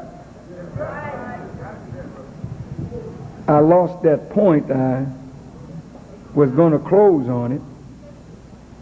Allah is with you. Yes, that's it. I wanted to tell them that my God is sufficient for me. Yes, sir. That's the point. Yes, sir. I don't have to bow and scrape. No. I won't ever do that with the help of God. So when a man talks like that to rich people, they don't like him. Even when I got a loan from Brother Gaddafi of $5 million, I thank him so much for the loan. But some of the brothers with him came to me to make me a part of their revolutionary council. I said, let me tell you something. I said, the little money that you loan me ain't spit. And spit can't germinate a tree.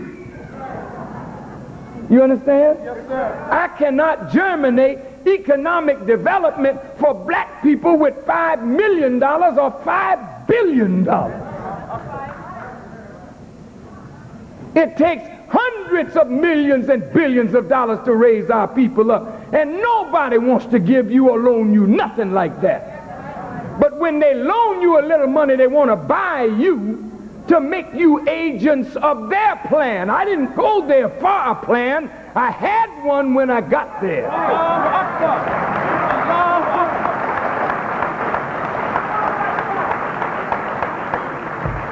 Akbar. So you all know that God is sufficient for every one of you. Yes, sir. Are you all right? Yes, sir. And you must now put your trust completely in the Creator of everything. Not in the leaders that you have, not in the people you admire, not in your great scholars and teachers, for they themselves will be calling on Him who created them when this deal goes down. So you go to God. Well, Brother Farrakhan, since you are so close to God, who says so? Can you pray for us? Yes, I can. But you can pray just as well for yourself. Allahu Akbar. Stop making these preachers think that they are closer to God than you are. That you need all of these fakers to pray for you. Open up your own damn mouth and pray for yourself. Your prayer will get there quicker from your mouth than from some hypocritical imam or preacher.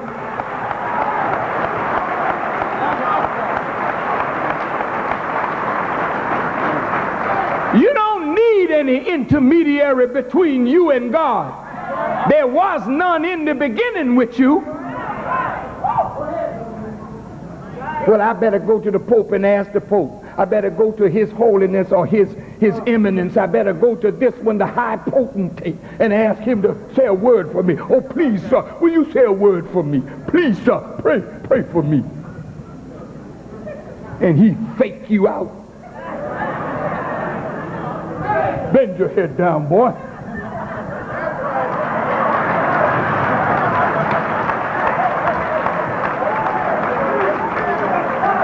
You watch the one that you asked to pray for you when the deal go down. He gonna be praying too.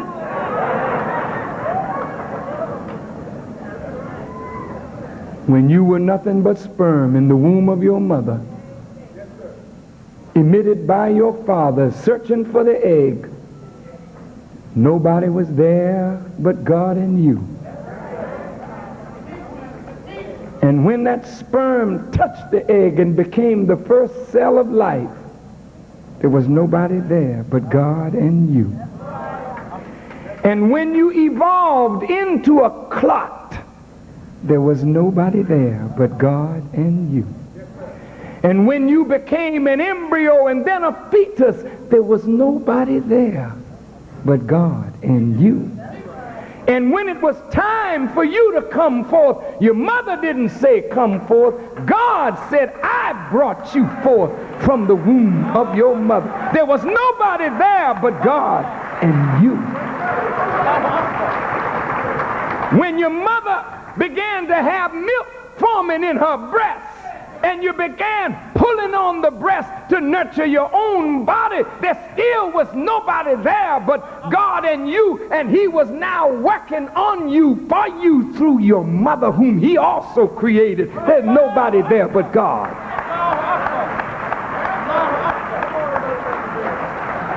So now you're not sperm anymore, you're not an egg anymore, you're not a clot anymore, you're a big grown man. And you feel, oh, things are closing in on me. What am I going to do? You didn't think like that in the womb. There was nobody there but God and you. And God has never left your side. It's you that have left him, but it is not he that has ever left you. And if you go to him, he'll be with you. And if you're weak, he'll give you strength. If you're down, he'll pick you up. If you're poor, he'll make you rich. I don't care what you have, he'll augment it for you. But you gotta feel that he's with you and you are with him. I don't trust in the FOI to secure me, but I thank you. Because I know if somebody wants to kill me, there's nobody that can protect me if Allah is not with me. Kennedy had the Secret Service, but they popped him. The Pope had his security, but that boy shot him. Only God can protect you. Although you should tie your camel.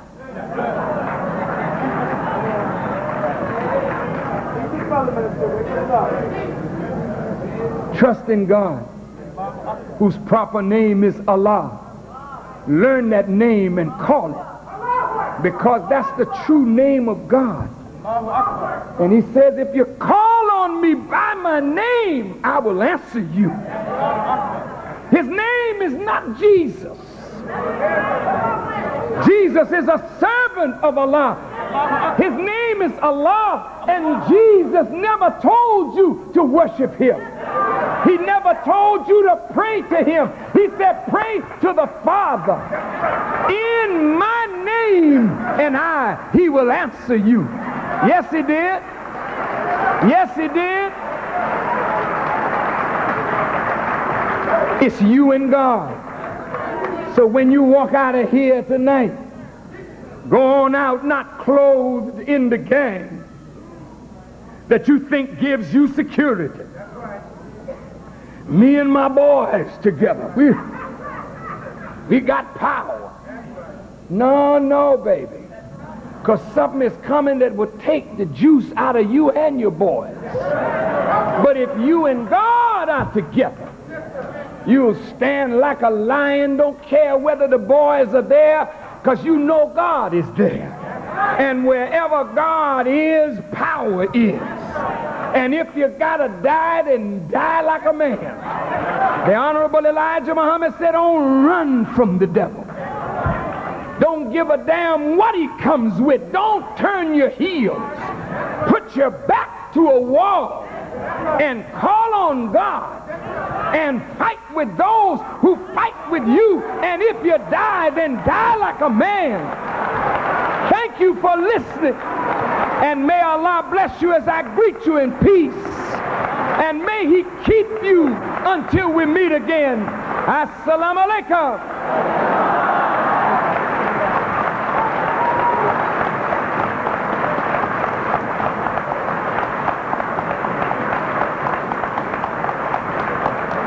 Have another Compton round of applause for the Honorable Minister Louis Farrakhan, brothers and sisters.